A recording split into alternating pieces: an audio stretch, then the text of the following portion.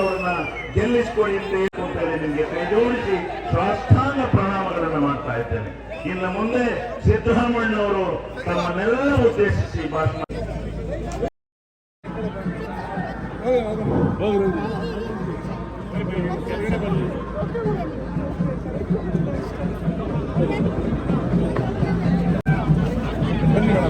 ಬರ್ರಿ ಬರ್ರಿ ಮುಂದೆ ಮುಂದೆ